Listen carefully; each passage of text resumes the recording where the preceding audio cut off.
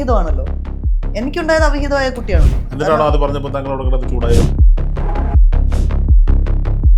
ഞാൻ ചൂടായത് എനിക്ക് അതാണ് എനിക്ക് അറിയത്തില്ലല്ലോ. അവിഹിതം എന്താണ്, വ്യഭിചാരം എന്താണെന്ന് എനിക്കറിയാം. ഞാൻ ഇതിനൊക്കെ വളരെ പോസിറ്റീവായിട്ട് കരുതുന്നത്. അവിഹിതമെങ്കിൽ അവിഹിതം, വ്യഭിചാരം എങ്കിൽ വ്യഭിചാരം. പിന്നെ ജസ്റ്റേഴ്സ് കലിങ്കിലൊക്കെ ഇരിക്കുന്ന ചേട്ടന്മാരെ കണ്ടിട്ട് ഇങ്ങനെ കാണിക്കുന്നത് ഞാൻ മറ്റേ ചേട്ടന്മാർ ഇങ്ങനെ ഇരിക്കുന്ന കണ്ടിട്ടുണ്ട്. മറ്റേ ഡ്രസ്സൊക്കെ ഇട്ടിട്ട് പത്രം ഫ്രണ്ടിൽ വെച്ചിട്ട് ജട്ടിയിടാണ്. പബ്ലിക് സ്പേസിൽ മാവേലിക്കര് പത്രം കാണില്ല. എടോ ഡെയിലി ഇതാണോ? ഡെയിലി ഒരേ പത്രം വായിച്ചോണ്ടിരിക്കും. സ്ത്രീകളുടെ മാതകത്വം, മാറിടം, നിതംബം എന്നൊക്കെ പറയുമ്പോ ഉണ്ടാവുന്ന ആ സാധനം പുരുഷന്മാരുടെ പറഞ്ഞിട്ട് ഞാൻ അതുണ്ടാവും. സിനിമയിൽ കൊണ്ടുവന്ന് സ്ക്രിപ്റ്റിൽ എഴുതി ആഷിഖ് കപൂറിന്റെ സ്ക്രിപ്റ്റ് ഞാൻ അങ്ങനല്ല. ആഷിഖ് കപൂറിന്റെ സ്ക്രിപ്റ്റ് അടിപൊളിയാണ്. പക്ഷെ അങ്ങനല്ല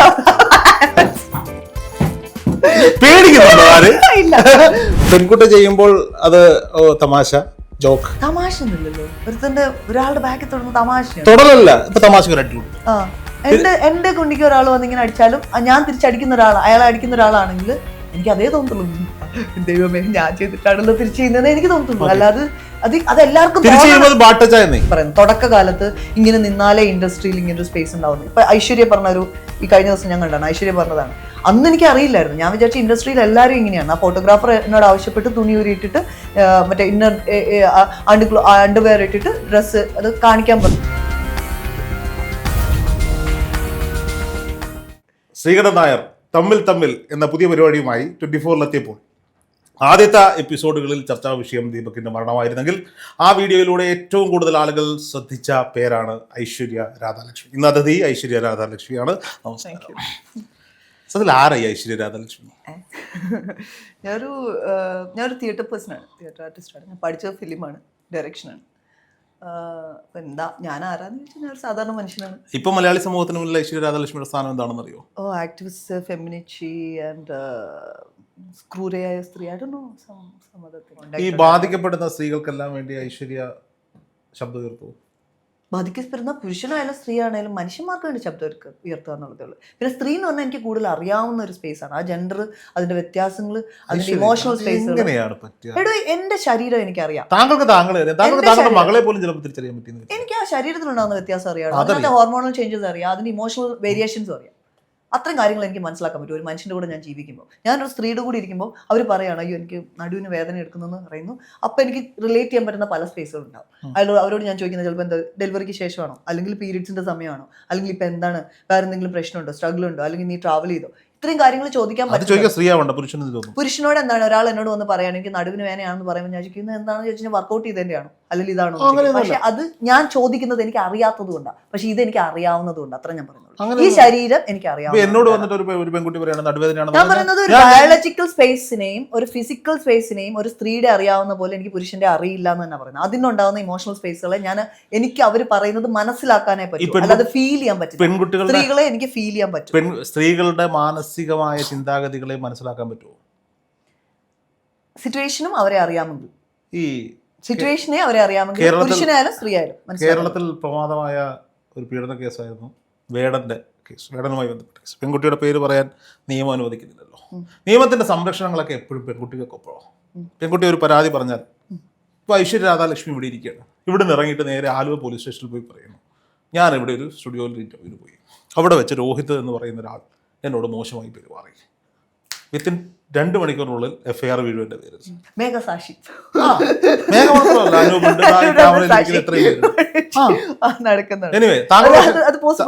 താങ്കൾ പക്ഷേ ഈ സാക്ഷികളുടെ പേരൊന്നും വെക്കില്ല, കാരണം സാക്ഷികളുടെ പേര് വെച്ചാൽ അവര് സത്യം ചിലപ്പോൾ പറഞ്ഞാലോ. ഇല്ല, ചിലപ്പോൾ ഞാൻ അത് മനഃപൂർവ്വം ചെയ്താലോ, അത്രയും കുരുട്ടാണല്ലോ.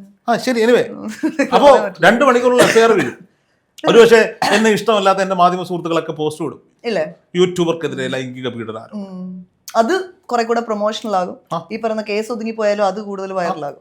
അല്ല, കേസ് ഞാൻ ജയിച്ചോന്നിരിക്കട്ടെ, ഒരു പക്ഷെ ഒരു 6 മാസം കഴിയുമ്പോൾ ഐശ്വര്യ തീരുമാനിക്കും ഇന്ദിനാ വള്ളി അവിടെ പോയിട്ട് കോടതിയിൽ പോയിട്ട് അഫിഡവിറ്റ് എഴുതി കൊടുക്കുന്നു, കേസ് വിഡ്രോ ആകുന്നു. പക്ഷെ എന്റെ പേരെന്താ? തനിക്കുള്ള അതേ പ്രശ്നം എനിക്കുണ്ടോ? താങ്കൾ വിചാരിക്കുന്ന പോലല്ല. പീഡന കേസ് കൊടുത്ത സ്ത്രീക്ക് പ്രശ്നമില്ലെന്നാണ് പറയുന്നത്. ഭീകര സീനാണ്. താൻ വിചാരിക്കുന്ന പോലെ അല്ല. നിവിൻ പോളിക്കെതിരെ കേസ് കൊടുത്ത ആളെ അറിയോ? നിവിൻ പോളിക്കെതിരെ അല്ല, എനിക്ക് പേഴ്സണലി അറിയില്ല. വേടനെതിരെ കേസ് കൊടുത്ത ആളെ അറിയോ? ആ സ്പേസുകൾ അറിയാം. രാഹുൽ മാങ്കൂട്ടത്തിനെതിരെ കേസ് കൊടുത്ത മൂന്ന് പേരെ അറിയോ? 3 പേരെ അറിയില്ല. അറിയില്ലല്ലോ. 3 പേരെ അറിയില്ല. 3 പേരെ അറിയില്ല, അറിയില്ലല്ലോ. അറിയാവുന്നവരുണ്ട്. അറിയാവുന്നവരുണ്ട് അല്ല, 3 പേരെയും അറിയില്ലല്ലോ. ഇല്ല. അപ്പൊ അത്രയും പ്രശ്നം സ്ത്രീക്ക് ഇല്ലെന്നേ. പുരുഷനെ അവിടെ പിടിപ്പിക്കപ്പെടുന്നേ. നിങ്ങളിങ്ങനെ അത് ഭയങ്കര കള്ളക്കേസുകൾ പുരുഷനാണ് പീഡിപ്പിക്കപ്പെടുന്നത്. കള്ളക്കേസുകൾ പുരുഷനാണ് പീഡിപ്പിക്കപ്പെടുന്നതെന്ന് ഞാൻ വിശ്വസിക്കത്തില്ല. കാരണം എനിക്ക് ഈ പറയുന്ന മാങ്കൂട്ടത്തിൻ്റെ കാര്യത്തിലോ മറ്റു കാര്യത്തിലോ ഒരു പോസിബിലിറ്റി ഉണ്ട്. കഴിഞ്ഞ ദിവസം അജു, നമ്മുടെ എല്ലാവരും ഭയങ്കര അതായത് നെഗറ്റീവായിട്ട് കാണുന്ന ഒരു ചാനലാണ് ഈ ചെകുത്താൻ എന്ന് പറയുന്ന ഒരു സ്പേസ്. അപ്പോൾ അയാൾ പറഞ്ഞൊരു കാര്യമാണ്, ഒരു സ്ത്രീക്ക് ഒഴിവാക്കാൻ പറ്റുന്നതാണ് പ്രഗ്നൻസി. അതായത് അവിഹിതത്തിൽ ഒരു പ്രഗ്നൻസി എന്ന് പറയുന്നത് ഒഴിവാക്കാൻ പറ്റുന്നു. ഞാൻ അതിനോട് യോജിക്കുന്നു. അവിഹിതത്തിനൊരു സ്റ്റേറ്റ്മെന്റ് പറഞ്ഞാൽ എനിക്ക് അവിഹിതത്തിൽ അറിയത്തില്ല. ഞാൻ അവിഹിതമാണല്ലോ, എനിക്കുണ്ടായത് അവിഹിതമായ കുട്ടിയാണല്ലോ. എന്നിട്ടാണോ അത് പറഞ്ഞപ്പോൾ താങ്കളോട് ചൂടായി? ഞാൻ പറഞ്ഞു ഇത്, ഞാനിപ്പോ അതിനെ അങ്ങനെ അഡ്രസ് ചെയ്യുന്നു. ഇനി പ്രശ്നമില്ല. എനിക്ക് ഞാൻ ചൂടായത് എനിക്ക് അതാണ് എനിക്ക് അറിയത്തില്ലല്ലോ. അവിഹിതം എന്താണ്, വ്യഭിചാരം എന്താണെന്ന് എനിക്കറിയാം. ഞാൻ ഇതിനൊക്കെ വളരെ പോസിറ്റീവായിട്ട് കരുതുന്നത്. അവിഹിതമെങ്കിൽ അവിഹിതം, വ്യഭിചാരമെങ്കിൽ വ്യഭിചാരം. ഒരാൾക്ക് എനിക്ക് പ്രശ്നമില്ല. അത് പറഞ്ഞ എന്നെ കയറി പിടിക്കാൻ നീ ഒരു വ്യഭിചാരിയാണ് അവിഹിതമാണെന്ന് പറഞ്ഞാൽ എന്റെ കയ്യിൽ കയറി പിടിച്ചു കഴിഞ്ഞാൽ ഞാൻ പിടിച്ചിരിക്കും. അത് വേറെ സീനാണ്. എന്റെ ദേഹത്ത് തൊടാൻ പറ്റത്തില്ല. അപ്പുറത്ത് മാറി എന്ത് വേണേ പറഞ്ഞു എന്നെ കയറി പിടിക്കരുത്. എന്നെ കയറി പിടിച്ചിട്ട് നീ അവിഹിതം അതുകൊണ്ട് ഞാൻ നിന്നെ പിടിക്കാന്ന് പറയുകയാണെങ്കിൽ എനിക്ക് എന്റെ കൈ കിട്ടുന്നിടത്ത് ഞാൻ തലക്കടിക്കും. അതിനകത്ത് ഒരു സംശയമില്ല. അതുവരെ എനിക്ക് ഓക്കെയാണ്. അതുവരെ നീ പറഞ്ഞു അവിഹിതമാണ്, നീ പേച്ച് നടക്കുന്നു, നീ മറ്റേതാണ് മറിച്ചതാണ്, പക്ഷേ എന്താ പറയുക റോഡിൽ വന്നിട്ട് നീ അവിതൊക്കെ വിളിക്കുകയാണെങ്കിൽ ഇവിടെ കിട്ടുന്ന സാധനം അല്ലെങ്കിൽ ഞാൻ ക്യാമറ എടുത്ത തലക്കടിക്കും. ഞാൻ പറയാം ഇങ്ങനെ അത്രേ ഉള്ളൂ എന്റെ പ്രശ്നം. പേടിക്കുന്നൊന്നുമില്ല. പേര് ദോഷോ അങ്ങനെ ഒരു സാധനം ഇല്ലല്ലോ. പേര് മാത്രമേ ഉള്ളൂ, ദോഷമില്ല. എല്ലാവരും ദീപക്കല്ലല്ലോ. അല്ല, തീർച്ചയായിട്ടും അല്ല. എല്ലാവരും ദീപക്കും അല്ല, എല്ലാവരും ഐശ്വര്യ അല്ല, എല്ലാവരും ശിവജിത അല്ല, എല്ലാവരും രോഹിത്തും അല്ല. നമ്മളെല്ലാവരും വ്യത്യസ്തരായ മനുഷ്യരാണ്. നമുക്കൊരു കോമൺ സെൻസ് വെച്ചിട്ട് ഒരു എന്താ പറയുന്ന ഒരു എന്താ പറയുന്ന ഒരു ഗസ്റ്റ് വർക്ക് ചെയ്യാൻ ഇതിനകത്തൊക്കെ പറ്റത്തുള്ളൂ. അപ്പോൾ ഇതേ ഗസ്റ്റ് വർക്കിലാണ് ഞാനും പറയുന്നത്. എനിക്ക് സംസാരിച്ചേ പറ്റൂ ഈ സ്പേസിൽ. കാരണം അതിന് പല കാര്യങ്ങളുണ്ട്, പല റീസൺസ്. അജു പറഞ്ഞത് ഒരു അവിഹിതമാണ് നമ്മൾക്ക് ഉണ്ടായേക്കുന്നത്, ഒരു പീഡനമാണ് ഉണ്ടായേക്കുന്നതിൽ. അതിൽ നമ്മൾക്ക് ഞാൻ ഈ പറഞ്ഞ കേസുകളിൽ എവിടെയെങ്കിലും പീഡനം ഉണ്ടോ? ഞാൻ അതിനെക്കുറിച്ച് പറയില്ല.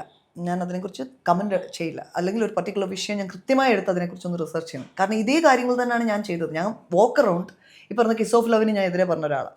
എൻ്റെ മൊറാലിറ്റിയാണ് ആൾക്കാരപ്പം ക്വസ്റ്റ്യൻ ചെയ്തത്. നിൻ്റെ മൊറാലിറ്റിയുടെ പ്രശ്നമാണ്. ഞാൻ പറഞ്ഞല്ല, ശബരിമലയ്ക്ക് എതിരെ റേന ഫാത്തിമ കയറിയപ്പോൾ ഞാൻ പറഞ്ഞു ഇല്ല, നിങ്ങൾ നശിപ്പിക്കുന്നത് വേറൊരു സ്പേസിൻ്റെ അല്ലെങ്കിൽ ഒരു മൂവ്മെൻറ്റ് നടക്കാനുള്ളൊരു സ്പേസിനെ നിങ്ങൾ നശിപ്പിച്ചു എന്ന് പറഞ്ഞൊരു വ്യക്തിയാണ് ഞാൻ. ഇതേപോലെ അജു പറയുന്ന ഒരു കാര്യം ഞാൻ ന്യായീകരിക്കുന്നു പറഞ്ഞത്, കോൺട്രസെപ്റ്റിക് പില്ലുകൾ, കോണ്ടം, ഇങ്ങനത്തെ സാധനങ്ങളുണ്ട്. അത് നമ്മൾ ഒരു സ്പേസിലേക്ക് ഇടപെടുന്ന സമയത്ത് ആ പ്രഗ്നൻസി നമുക്ക് ഒഴിവാക്കാം എന്നാ പറയുന്നത്. ആ പ്രഗ്നൻസി നമുക്ക് ഒഴിവാക്കാം, അല്ലാതെ കുഞ്ഞിനെ ഒഴിവാക്കുന്നില്ല. പ്രഗ്നൻസി നമുക്ക് ഒഴിവാക്കാം, അല്ലാതെ ഈ പീഡനമോ ബാക്കി കാര്യങ്ങളോ ഒന്നും അല്ല അവർ പറയുന്നത്. പ്രഗ്നൻസി നമുക്ക് ഒഴിവാക്കാമെന്ന് പറയുന്നുണ്ട്. അത് എനിക്ക് വളരെ ന്യായമായ കാര്യമായിട്ട് തോന്നി. കാരണം പ്രഗ്നൻ്റ് ആക്കി എന്നൊക്കെ പറയുമ്പോൾ എന്നെ പീഡിപ്പിച്ചു പിഴപ്പിച്ചു പ്രഗ്നൻ്റ് ആക്കി എന്നല്ല, ആ പ്രഗ്നൻസി ഒഴിവാക്കാനുള്ള സ്പേസുകൾ ഉണ്ടെന്ന് തന്നെ പറഞ്ഞത്. ആ ആണോ അതോ ആ ടൈമിൽ മാനിപ്പുലേറ്റഡ് ആയ സെക്സ് ആണ്. ഈ മാനിപ്പുലേറ്റഡ് ആയ സെക്സ്, പീഡനം എന്ന് പറഞ്ഞു കഴിഞ്ഞാൽ മനഃപൂർവ്വം പൂട്ടിയിട്ട് അല്ലെങ്കിൽ പെർമിഷൻ ഇല്ലാതെ പീഡിപ്പിച്ചു എന്ന് പറയുന്നത്. മറ്റേത് പീഡനത്തിൽ പെടുന്നതെന്ന് പറഞ്ഞു കഴിഞ്ഞാൽ മാനിപ്പുലേറ്റീവ് സ്പേസുകൾ. ഇപ്പം നമ്മളൊരു ഇൻഡസ്ട്രിയിലൊക്കെ ചെല്ലുന്ന സമയത്ത് ഞാൻ നേരത്തെ പറഞ്ഞിട്ടുള്ളതാണ്, ഇവിടെ നിൽക്കണമെങ്കിൽ നമ്മുടെയൊക്കെ സമ്മതം വേണം. നോന്ന് പറയണം. നോന്ന് പറയാൻ എല്ലാ സ്ത്രീകൾക്കും പറ്റില്ല. നിങ്ങൾക്ക് എന്താണ് ആ വയസ്സിൽ ഒരു സ്ത്രീ വന്ന് ചാരി വന്നപ്പോൾ നോന്ന് പറയാൻ പറ്റുന്നത്? എന്തുകൊണ്ട് പറ്റും? ആ വയസ്സില്ല, ആ പ്രായത്തിൽ ആ പക്വതയായിരിക്കും ചിലപ്പോൾ ഈ സ്ത്രീകൾക്ക് ഇപ്പോഴും ഉള്ളെങ്കിലും. നമുക്കൊരു അയ്യോ അങ്ങനെ എല്ലാം നിങ്ങൾ വിചാരിക്കുന്ന സ്പേസിലല്ല അവർ സെക്സിനെ പോലും കാണുന്നത്. അങ്ങനെ അല്ല. ഞാൻ ഈ പറയുന്നത് ഇതിന് മുമ്പ് ഒരു ആരോപണം ഉണ്ടായ സിദ്ദിഖിൻ്റെ കേസിൽ ആ പെൺകുട്ടിയോട് ഞാൻ സംസാരിച്ചതാണ്. ഞാൻ കുറവില്ലായിരുന്നു. ഞാൻ ആ പെൺകുട്ടിയെ വിളിച്ച് മണിക്കൂറുകളോളം സംസാരിച്ചു. എന്താണ് സംഭവിച്ചത്, എങ്ങനെയാണ് പുറത്തു വന്ന കേസിൽ. പുറത്തു വരാത്ത ഒരുപാട് കേസുകളുണ്ട്. പുറത്തു വന്ന കേസ് ഞാൻ പറഞ്ഞത്, ഈ പറഞ്ഞ പെൺകുട്ടിയെ വളരെ ബോൾഡായിട്ട് അവർ അന്ന് സംഭവിച്ചത് ഇന്നതാണെന്ന് പറഞ്ഞ് പറയുന്നത് എന്തുകൊണ്ടാണെന്ന് ചോദിച്ചു കഴിഞ്ഞാൽ അവർക്ക് ഇപ്പം ന്യായം കിട്ടാൻ വേണ്ടി ആയിരിക്കത്തില്ല. ഈ സ്പേസുകളെ അഡ്രസ്സ് ചെയ്യുന്നത് കൊണ്ട് ഇനിയിപ്പോൾ ഒരു പെൺകുട്ടി അവിടെ കയറി നിൽക്കുമ്പം ഇമീഡിയറ്റ്ലി അവർക്ക് റെസ്പോൺസ് ഉണ്ടാകും. ഇപ്പം ഉള്ളതൊക്കെ പണ്ടുള്ള പോലല്ല. പണ്ടുള്ള ആൾക്കാരൊന്നും പറയുന്നേ ഇല്ല, പണ്ടുണ്ടായതാണല്ലോ ഈ പറയുന്നത്. തുടക്കകാലത്ത് ഇങ്ങനെ നിന്നാലേ ഇൻഡസ്ട്രിയിൽ ഇങ്ങനൊരു സ്പേസ് ഉണ്ടാവുന്നു. ഇപ്പം ഐശ്വര്യ പറഞ്ഞൊരു ഈ കഴിഞ്ഞ ദിവസം ഞാൻ കണ്ടാണ്, ഐശ്വര്യ പറഞ്ഞതാണ്. അന്ന് എനിക്ക് അറിയില്ലായിരുന്നു. ഞാൻ വിചാരിച്ച ഇൻഡസ്ട്രിയിൽ എല്ലാവരും ഇങ്ങനെയാണ്. ആ ഫോട്ടോഗ്രാഫർ എന്നോട് ആവശ്യപ്പെട്ട് തുണി ഊരിയിട്ടിട്ട് മറ്റേ ഇന്നർ അണ്ടർവെയർ ഇട്ടിട്ട് ഡ്രസ്സ് അത് കാണിക്കാൻ പറഞ്ഞു എന്ന് പറഞ്ഞു. അപ്പോൾ അവർ വിചാരിച്ചു ചിലപ്പോൾ അയാൾ ഒരു 5 മിനിറ്റ് കൂടെ സംസാരിച്ചിട്ടുണ്ടെങ്കിൽ അവർ സമ്മതിച്ചേനെന്നാണ് പറയുന്നത്. ആ മാനസികാവസ്ഥയെക്കുറിച്ചാണ് ഞാൻ പറയുന്നത്. അങ്ങനത്തെ ഒരു അവസരം വേണ്ടെന്ന് വെച്ചാൽ പറയുന്നേ. അത് നമ്മൾ അങ്ങനെയാണെങ്കിൽ ഈ നമുക്ക് നടന്മാരെ ഒന്നും കാണാൻ പറ്റുമെന്ന് എനിക്ക് തോന്നുന്നില്ല. മോഡൽസിനെ ഒന്നും ഒരുപാട് സ്പേസുകൾ നടന്നിട്ടുണ്ട്. അവസരങ്ങൾ വേണ്ടാന്ന് വെച്ചാൽ എൻ്റെ ഭയങ്കര പാഷനാണ്. പിന്നെ നാളെ പരാതി പറയുന്നത് അങ്ങനെ പരാതി പറയാത്ത എത്ര പേരുണ്ട്? എടോ അത് ചെയ്യുന്ന തെറ്റാണോ ഞാൻ ഒരു പ്രൊഫഷണൽ സ്പേസിൽ തന്റെ പവർ ഉപയോഗിച്ച് താൻ ഒരാളെ വശീകരിക്കുന്നതും മാനിപ്പുലേറ്റ് ചെയ്യുന്നതും താൻ ഓഫർ ചെയ്ത് താൻ കിടക്കാൻ പറയുന്നതും തെറ്റാണെന്ന് ഞാൻ പറയുന്നത്. അത്രേ പറയുന്നുള്ളൂ. അതേ ഞാൻ അവൾ ചെയ്തത് തെറ്റല്ലാന്ന് ആ സമയത്ത് അവർക്ക് അത് തെറ്റാന്ന് തിരിച്ചറിയാനുള്ള സ്പേസ് പോലും ഇല്ലാന്ന് അവിടെ. ആ വൾണറബിലിറ്റി അങ്ങനെ തന്നെയാണ് കണ്ടത്. പിന്നീട് അവർ ചെയ്തതും തെറ്റാന്ന് മനസ്സിലാക്കിയിട്ടാണ് അവർ പറയുന്നത്. അല്ലാതെ അവർ തെറ്റത് ശരിയാണെന്നല്ല അവർ പറയുന്നത്. ഞാനും അതിനകത്തായിരുന്നു, ഞാൻ അതിനകത്ത് പെട്ടുപോയ ഒരാളാണ്, ഇത് സംഭവിച്ചുകൊണ്ടിരിക്കും, ഞാൻ അങ്ങനെ പറയുന്ന ഒരാളാണ്. ഞാൻ കേട്ടിട്ടുള്ളതും അങ്ങനെയാണ് ആൾക്കാർ പറയുന്നത്. അല്ലാതെ ഇപ്പൊ തന്നെ അവർക്കെതിരെ കേസ് ഉണ്ടാക്കുന്നത് ഈ പറയുന്ന അലിഗേഷൻ വന്നതും മറ്റേ പെൺകുട്ടിയുടെ അലിഗേഷൻ വന്ന സ്ഥിതികളൊക്കെ ഇതിനകത്തായതും ഒക്കെ ഇവരൊക്കെ രക്ഷപ്പെട്ടല്ലോ. ഇവരെല്ലാം പുറത്താണ്. എല്ലാവരും ഈ അലിഗേഷനിൽ പെട്ട എല്ലാ സെലിബ്രിറ്റീസും പുറത്ത് സമാധാനമായിട്ട് ജീവിക്കുന്നുണ്ട്. അവരവരുടെ സ്പേസുകൾ ജീവിക്കുന്നുണ്ട്. അപ്പം ഞാൻ പറയുന്നത് ഇതൊക്കെ മനഃപൂർവ്വം ഉണ്ടാക്കിയെടുക്കുന്നതാണ് പറയുന്നത് സ്ത്രീകൾ. എന്നിട്ട് ഈ പറയുന്ന ഹ്യൂമിലിയേഷൻ ഒഴിവാക്കാമായിരുന്നില്ലേ? പറ്റാത്ത സ്പേസുകളുണ്ട്. അങ്ങനല്ല, നമ്മളിത് വളരെ ബ്ലണ്ടായിട്ട് ചിന്തിക്കുന്നതുകൊണ്ടാണ് അങ്ങനെ പറയുന്നത്. എനിക്കിതിന് ഒഴിവാക്കാമായിരുന്ന സ്പേസ് എങ്ങനെയാണ്? ഈ ഒഴിവാക്കാമായിരുന്ന സ്പേസ് നമ്മൾ ഒരു സ്ഥലത്തേക്ക് ചെല്ലുന്നു. നമുക്ക് ഇൻഡസ്ട്രിയെക്കുറിച്ച് ഞാൻ ആദ്യമായിട്ട് ഈ പറയുന്ന ഇൻഡസ്ട്രിയിൽ ചെല്ലുന്ന സമയത്ത് എൻ്റെ റൂമിൽ ഒരാൾ വന്ന് കൊട്ടി. വളരെ യങ് ഏജിലാണ് കേട്ടോ. ഞാൻ വർക്ക് ചെയ്യുന്ന എൻ്റെ ഡയറക്ടർ ഭയങ്കര മരിച്ചുപോയി, പുള്ളി ഇപ്പോൾ ഇല്ല. വയ്യായിരുന്നു ആ സമയത്ത്. ഞാൻ കാണുന്ന സമയത്ത് ഹാഫ് പാരലൈസ്ഡ് ആയിരുന്ന ഒരു മനുഷ്യനാണ്. നല്ല സ്പേസിൽ എന്നെ വളരെ സ്നേഹത്തോടെ, ഭയങ്കര യങ്ങായതുകൊണ്ട് വളരെ ഭയങ്കര കെയറോട് കൂടിയാണ് ആ ഇൻഡസ്ട്രിയിൽ എല്ലാ ആൾക്കാരും ആ ഒരു സ്പേസിൽ എന്നെ അഡ്രസ്സ് ചെയ്തത്.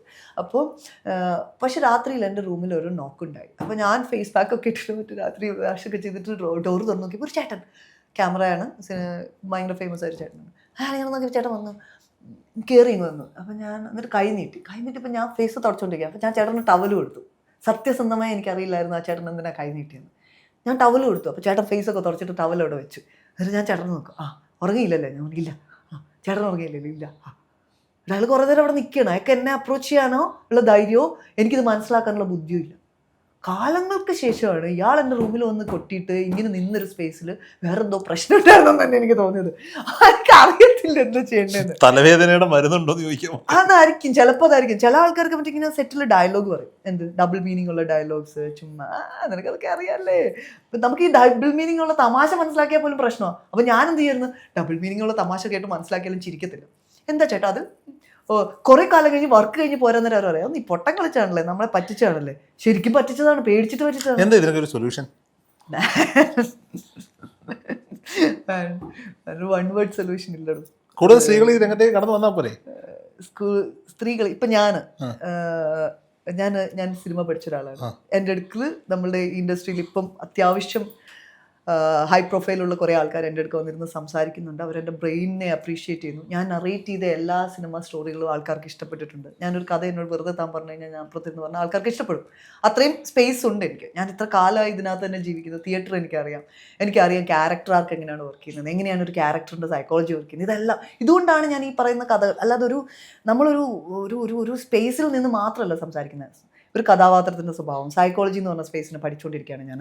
ഞാൻ ഇപ്പം റിസർച്ച് ചെയ്യുന്ന ഒരാളാണ്. പിന്നെ കഥാപാത്രങ്ങളും കഥ എഴുതുന്ന ഒരാളാണ്. അപ്പം നമ്മൾക്കൊരു ഇതെല്ലാം അറിയാവുന്ന ആൾക്കാർ എൻ്റെ അടുത്ത് വന്നിട്ട് പറയും, നിങ്ങളുടെ ബ്രെയിൻ അടിപൊളിയാണ്, നിങ്ങൾ അടിപൊളി എന്ന് പറഞ്ഞിട്ടിരിക്കണം. പക്ഷെ ഇവർ വെള്ളം അടിച്ചിട്ട് നമ്മളെന്ന് വിളിക്കുമ്പോൾ നമ്മൾ അവരെ അപ്രീഷിയേറ്റ് ചെയ്യണം. എന്താണ് നിങ്ങളുടെ കഥ കൊള്ളായിരുന്നു. ഇതെന്നെ കൊണ്ട് പറ്റില്ല, എനിക്കത് പറ്റില്ല. കാരണം എനിക്ക് ഈ പറയുന്ന ചെറിയ തരം ചലനങ്ങളുണ്ടല്ലോ ആൾക്കാരുടെ, ചുമ്മാ അവരെ ഞാൻ അപ്രീഷിയേറ്റ് ചെയ്യണം, അല്ലെങ്കിൽ പുരുഷന്മാർക്കൊക്കെ ഒരു സ്ത്രീയുടെ സപ്പോർട്ട് വേണം, ആ ഫെമിൻ എനർജി ആവശ്യമുണ്ട്, അതുപോലും കൊടുക്കാൻ എന്നെ കൊണ്ട് പറ്റാറില്ല. അതെനിക്ക് പറ്റും. റോഹിത് ഞാനിവിടെ ഭയങ്കര കമ്പനിയാണ്, നമ്മൾ രണ്ടും ഭയങ്കര എനിക്ക് എത്ര നേരം വേണമെങ്കിലും ഇരുന്ന് സംസാരിക്കാം. പകൽ പ്രശ്നമില്ല, രാത്രി പ്രശ്നമില്ല, സ്പേസ് പ്രശ്നമില്ല, ഒന്നുമില്ല. എനിക്ക് ഇങ്ങനത്തെ ബോധറേഷനൊന്നും ഇല്ലാത്ത ഒരാൾ എനിക്ക്. ഞാൻ പറയാം, നേരത്തെ പറഞ്ഞ ഐശ്വര്യ രാധാലക്ഷ്മി അങ്ങനെ ആയതുകൊണ്ട് എല്ലാവരും അങ്ങനെ. പക്ഷെ ഞാൻ അഡ്രസ്സ് ചെയ്യുവാണ്. ഞാനൊരു പൊതു സ്പേസിൽ ഞാൻ എന്നെ അഡ്രസ്സ് ചെയ്തിട്ട് പറയാണ്, this is possible, you have to respect your body. അതേ സ്പേസിൽ നിന്നിട്ടാണ് ഞാൻ ശ്രീജിതനെ കാണുന്നത്. അല്ല ശ്രീജിതയുടെ ബുദ്ധിക്കല്ല ഞാൻ ചിന്തിക്കുന്നത്, ദീപകിൻ്റെ മറ്റൊരാളുടെ ബുദ്ധിക്കല്ല, ഷിംജിതയുടെ ബുദ്ധിക്കല്ല ഞാൻ ചിന്തിക്കുന്നത്. എൻ്റെ ബുദ്ധിക്ക് അങ്ങനെ ഒരു ശരീരം ഉപയോഗിക്കുന്ന വ്യക്തി, ഞാൻ ഒരു തിയേറ്റർ സ്പേസ് അല്ലെങ്കിൽ പെർഫോമിംഗ് സ്പേസിൽ നിൽക്കുന്ന ഒരാൾക്ക് ശരീരത്തിന് പല മീനിങ്ങുകളുണ്ട്. ഈ പറയുന്ന സെക്ഷൽ സാധനം എന്ന് പറയുന്നത്, എൻ്റെ ശരീരത്തിൻ്റെ ബ്രസ്റ്റോ, ഞാൻ നേരത്തെ പറഞ്ഞിട്ടുണ്ട്, ബട്ടോ മൂക്കോ കണ്ണോ ഒക്കെ എനിക്ക് ഒരുപോലെ. അത് നിങ്ങൾ ഒബ്ജക്റ്റിഫൈ ചെയ്യുമ്പോഴാണ്, അല്ലെങ്കിൽ വേറൊരാൾ ഒബ്ജക്റ്റിഫൈ ചെയ്യുമ്പോഴാണ് അതിന് വേറെ മീനിങ്ങുകളും അർത്ഥവും വികാരങ്ങളും ഒക്കെ വരുന്നത്. എനിക്കില്ല. എനിക്ക് എൻ്റെ എല്ലാ പോർഷനും ഒരുപോലെ സൂക്ഷിച്ച് നോക്കേണ്ട ആളാണ്. അല്ലാതെ ഒരു സ്പെഷ്യൽ ഭാഗത്തിന് സ്പെഷ്യൽ അങ്ങനൊന്നും ഇല്ല എനിക്ക്. ഞാനൊരു നോർമലായിരിക്കുന്ന സമയത്ത്, ഒരു വ്യക്തിയായിരിക്കുന്ന സമയത്ത് എൻ്റെ ബോഡി ഒന്നാണ്. നിങ്ങളൊരാൾ വന്നിട്ട് മോളെ ഞാൻ നേരത്തെ പലയിടത്തും പറഞ്ഞിട്ടുണ്ടാണ്, മോളുടെ കുണ്ടിക്ക് തട്ടിയല്ലോ വിഷമമുണ്ടോ, അല്ലെങ്കിൽ അവിടെ തട്ടിയത്. ഞാൻ പറയും എനിക്ക് വിഷമമില്ല ചേട്ടാ, എനിക്കത് ഒരുപോലെയാണ്. നിങ്ങളുടെ തലച്ചോറിലുള്ള പ്രശ്നമുള്ളൂ, എനിക്കതിന് പ്രശ്നമില്ല എന്ന് പറഞ്ഞ സ്പേസുകളുണ്ട്.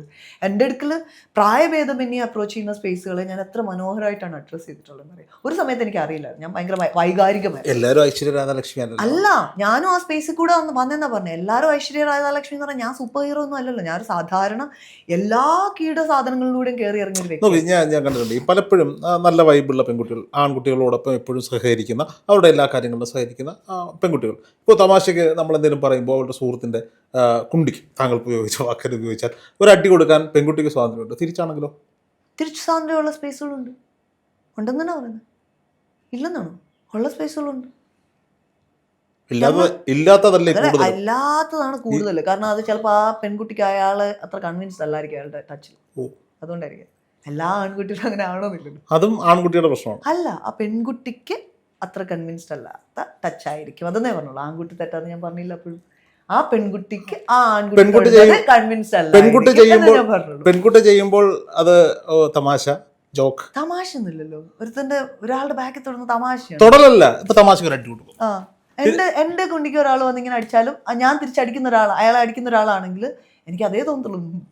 ദൈവമേ, ഞാൻ ചെയ്തിട്ടാണല്ലോ തിരിച്ചു ചെയ്യുന്നത് എനിക്ക് തോന്നത്തുള്ളൂ. അല്ലാതെ അത് എല്ലാവർക്കും എല്ലായിടും അല്ലടോ. എന്റെ അടുക്കലല്ല, ഞാൻ എന്നെ കുറിച്ച് പറയുമ്പോൾ എന്റെ അടുക്കല 99% പേരിലും 99 അല്ല, ഒരു 50-50 തന്നെ എടുത്തു. പക്ഷെ 99 ഞാൻ തരത്തില്ല. എല്ലാവരും ഇല്ല, 50% പേര് എടുത്തു. 50% പക്ഷെ എനിക്ക് വേണം. ഒരു കോംപ്രമൈസ് ഇല്ല. 50% പറ്റത്തില്ല, നടക്കത്തില്ല. ഞാൻ പറയുന്നത് ഞാൻ അങ്ങനത്തെ സ്പേസിൽ കണ്ടിട്ടുണ്ടെന്ന്. സ്കൂളുകൾ, കോളേജ്, അങ്ങനെയുള്ളവരുണ്ട്. ഇല്ലെന്നല്ല ഞാൻ പറഞ്ഞത്. ഇപ്പൊ ഐശ്വര്യ രാധാലക്ഷ്മിയെ പോലെ ഇവിടെ ഇരുന്ന് ചിരിക്കുന്ന പല ആളുകളും ഉണ്ടാവാം. പക്ഷെ ഞാൻ പറഞ്ഞത്, ഞാൻ എല്ലാം കരുതില്ല. എന്നെ കയറി പിടിച്ചാൽ ഞാൻ ചിരിക്കത്തില്ല. ചിരിക്കാനോ അത് നടക്കുന്ന ശരീരത്തെ വേറെ വാക്കുകൾ കേട്ടതിന്റെ പ്രശ്നമാണ്. ഇവിടെ ചുറ്റും ചിരിക്കുന്ന പലരെ പോലെ ഉണ്ടാവുകയെന്നാണ് ഞാൻ പറഞ്ഞത്. അപ്പോ പക്ഷെ അങ്ങനെ ചിന്തിക്കുന്ന, അങ്ങനെ ചിന്താഗതിയോട് എടുക്കുന്ന, ഞങ്ങൾക്ക് എന്തോ ആവാം, ഞങ്ങളോടൊന്നും ആവാൻ പാടില്ല എന്ന് പറയുന്ന പെൺകുട്ടികളില്ലേ? അങ്ങനെ ഉണ്ടാവല്ലോ. മനുഷ്യരല്ല, പെൺകുട്ടികൾ മാത്രമല്ല, മനുഷ്യന്മാരെ അഡ്രസ് ചെയ്യാതെ. ഈ പുരുഷൻ സ്ത്രീ എന്നുള്ളതേ അല്ല ഞാൻ സംസാരിച്ചുകൊണ്ടിരിക്കുന്നത്. സ്ത്രീ ഈ സമൂഹത്തിൽ ഒബ്ജക്ടിഫൈ ചെയ്യപ്പെടുന്ന ശരീരം. പുരുഷന്റെ ബ്രസ്റ്റിനെ ആരും ഇങ്ങനെ കാണിക്കാറില്ല. എനിക്കറിയില്ല.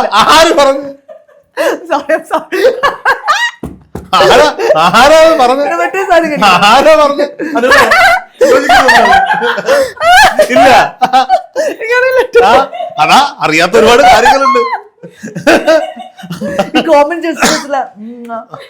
ഇതൊക്കെ ഇല്ലേ ആ സാധനങ്ങൾ. പെണ്ണുങ്ങളത് മറച്ചു വെക്കുന്നത്, ആണുങ്ങൾ മറച്ചു വെക്കുന്നില്ല, എക്സ്പ്രസ് ചെയ്യുന്നു, അത്രേ ഉള്ളൂ. ആണുങ്ങൾ ചിരിക്കാൻ തോന്നിയ ചിരിക്കും, കരയാൻ തോന്നിയ കരയും. മറച്ചു ചെയ്യുന്ന കാര്യങ്ങൾ ആണുങ്ങൾ മറച്ചു തന്നെ ചെയ്യുന്നത്. അങ്ങനെയല്ലെന്നുണ്ടെങ്കിൽ ഇങ്ങനെ പീഡന കേസുകൾ അവരുടെ പേര് വരില്ലല്ലോ. മറച്ചു ചെയ്യുന്നത് അവർ മറച്ചു തന്നെയാണ് ചെയ്യുന്നത്.